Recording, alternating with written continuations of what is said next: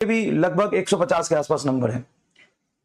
तो भाई मैं क्लास में इतना करा देना चाहता हूं कि नीट में टॉप 10 में आने के बराबर आपके पास क्वालिटी कंटेंट हो। उसके बाद में इतना आपको असाइनमेंट में करा देना चाहता हूं, असाइनमेंट में इतना करा देना चाहता हूं, पहले 2-3 असाइनमेंट में, कि जेईई मेन में रैंक 1 लाने के लिए सफिशिएंट हो। और असाइनमेंट जो चैप्टर के लास्ट में 2-3 देता हूं, उसमें मैं इतना करा देना चाहता हूं कि आप जेईई एडवांस में सेलेक्ट हो जाए। इतना कंटेंट मैं आपको दूंगा, इतना कंटेंट मैं आपको दूंगा। आपको अपने कैपेबिलिटी के अकॉर्डिंग करना पड़ेगा। अगर मैं क्लास की बात करूं, सिर्फ क्लास नोट्स टॉप 100 में, नीट टॉप 100 में, नीट टॉप 100 के लिए सफिशिएंट होगा, इंक्लूडिंग होमवर्क, इंक्लूडिंग होमवर्क। ध्यान से सुनिएगा, इंक्लूडिंग होमवर्क। नीट टॉप 100 में आप आना चाहते हैं तो इंक्लूडिंग होमवर्क कर लीजिए। आपका टॉप 100 के लिए जितना कंटेंट सफिशिएंट होता तो मैं क्लास में करा दूंगा।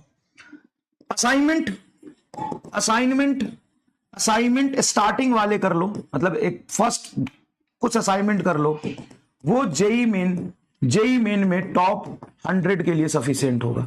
और जेईई एडवांस में सिलेक्शन के लिए सफिशिएंट होगा। आपको लगेगा जेईई एडवांस में सिलेक्शन सर जी यहां से हो जाएगा। मैं आपको, अब तो फिजिक्स शुरू हुआ है बेटा, अब तो फिजिक्स शुरू हुआ है। 50 से 60% जेईई एडवांस के क्वेश्चन हर चैप्टर के कराऊंगा, हर फिजिक्स के चैप्टर के कराऊंगा, हर chapter from unit and dimension से लेकर के सेमीकंडक्टर तक जेईई एडवांस के question. And it's depends upon you, आप ये करना चाहते हैं कि नहीं,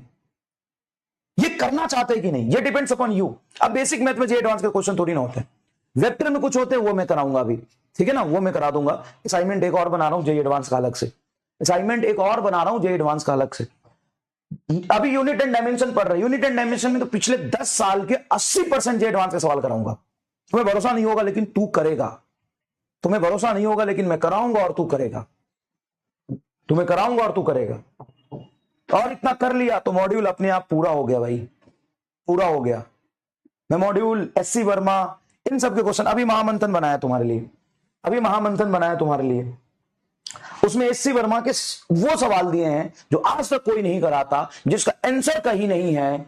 शॉर्ट आंसर क्वेश्चन सर, माने की जिसके आंसर एग्जिस्ट ही नहीं करते हैं, नहीं दिए हुए आंसर। ऑब्जेक्टिव 1 भी कराऊंगा, ऑब्जेक्टिव 2 भी कराऊंगा, एससी वर्मा के न्यूमेरिकल भी कराऊंगा और शॉर्ट आंसर टाइप भी कराऊंगा, जिसके आंसर ही कहीं नहीं है। उसके लिए मुझे आना पड़ेगा, कहीं आंसर की नहीं मिलेगा, मैं आपको क्लास में कराऊंगा, एक्सप्लेन करूंगा। इतना मैं कर दूंगा, ये मेरा प्रॉमिस है, हर चैप्टर में। और अगर तो इतना सह गया और इतना कर गया तो भाई मजा आ जाएगा। चलिए देखते क्या कहती है जनता, ए और बी क्या कहती है। 60% लोग कह रहे हैं क्लास में, 40% लोग कह रहे हैं सेपरेट। देखो सेपरेट तो सेल्फ डिसिप्लिन वालों के लिए सही है एकदम, लेकिन क्लास में अगर करूंगा तो क्लास की ड्यूरेशन थोड़ी बढ़ेगी। क्लास रोज आपको 8:35 या 8:30 से लगाना पड़ेगा। तो जिस दिन मेजोरिटी दिन मैं होमवर्क देता ही हूं, मेजोरिटी दिन आपकी क्लास 8:35 होगी। स्टार्टिंग में होमवर्क सॉल्यूशन हम लोग कर लेंगे, वो ज्यादा अच्छा रहेगा। सेपरेट वीडियो फिर बाद में, अभी तो वीडियो है 10, तो आपको ढूंढने में करने में आसानी होगी।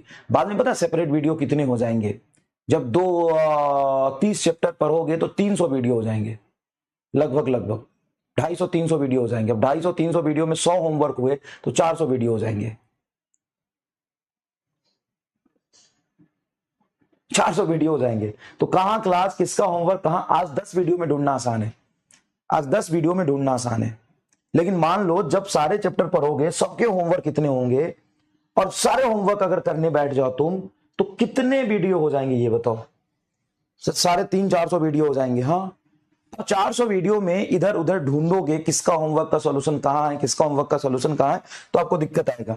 एक बार और सोच लीजिए और सोच के बताइए। क्लास के साथ दोनों के चैलेंजेस मैंने बता दिए। अगर सेपरेट होगा तो 300-400 वीडियो ढूंढने में दिक्कत आएगी, और अगर 15 मिनट एक्स्ट्रा दे दोगे, तुम्हारी मर्जी, 60% लोग यही कह रहे हैं, तो क्लास के साथ हो जाएगा। लेकिन यहां पे थोड़ा टाइम स्टार्टिंग में ज्यादा देना पड़ेगा। लेकिन आपको लिमिटेड वीडियोस होंगे, है ना, सिर्फ क्लास के वीडियोस होंगे। जल्दी बता दीजिए।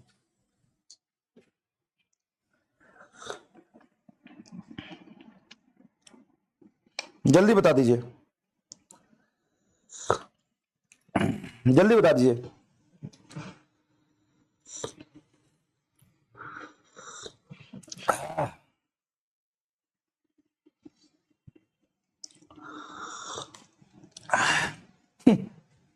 जल्दी बता दीजिए। थोड़ा आपको कंफ्यूजन होगा बाद में ढूंढने में, एक साथ रहेगा, 15 मिनट एक्स्ट्रा रहेगा, क्लास में सारी चीजें डिस्कस हो जाएगी। 87% लोग कह रहे हैं थोड़ा टाइम ले लो लेकिन बाद में दिक्कत आएगा, ठीक है। 87% लोग कह रहे हैं। अब जिनको लगता है कि नहीं हमको तो सेपरेट चाहिए, तो बेटा काम करो ना, तुम थोड़ा क्लास में 10 मिनट लेट आना, स्टार्टिंग के होमवर्क वाला पार्ट छोड़ देना, बाद में देख लेना, और जो क्लास में पढ़ाऊंगा मैं लिख दिया करूंगा, पहले होमवर्क फिर क्लास में पढ़ा रहा हूं, ठीक है। ठीक है बेटा, है ना। तो बहुत ज्यादा इधर उधर वीडियो ढूंढने में दिक्कत आएगी, समझ गए, ठीक है।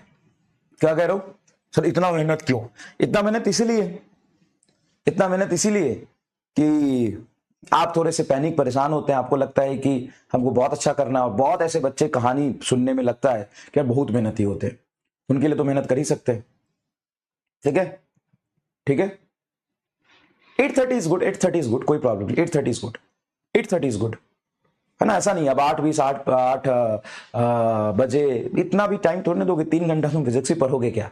फिर बाद में क्वेश्चन प्रैक्टिस भी तो तुमको खुद करना है, इतना कुछ भी मत बोलो।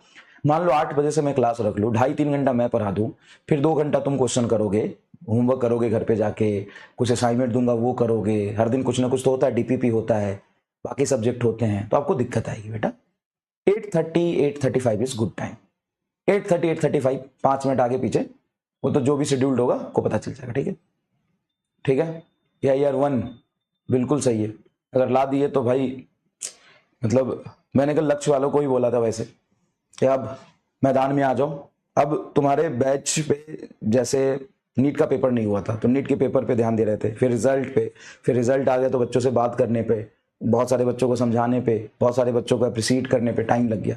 अब तुम आ जाओ मैदान में, तुम आ चुके हो, अब उतर जाओ मैदान में। अब होगी असली दंगल, अब होगी असली फिजिक्स, अब होगी पढ़ाई, अब होगा लेवल अप, है ना। अब मजा आएगा तुमको। क्लास में ही मैं बार बार बोल रहा हूं, क्लास में इतना पढ़ा दूंगा कि टॉप 100 के लिए जितना कंटेंट सफिशिएंट होता है ना, इसको संभालते संभालते तुम्हारी हालत खराब कर दूंगा मैं, इंक्लूडिंग होमवर्क, जितना मैं क्लास में होमवर्क दूंगा। होमवर्क अलग है, फिर उसके बाद आपको असाइनमेंट मिलेगा, उसके बाद आपको क्या मिलेगा? असाइनमेंट मिलेगा, उसको बाद आपके पास असाइनमेंट मिलेगा।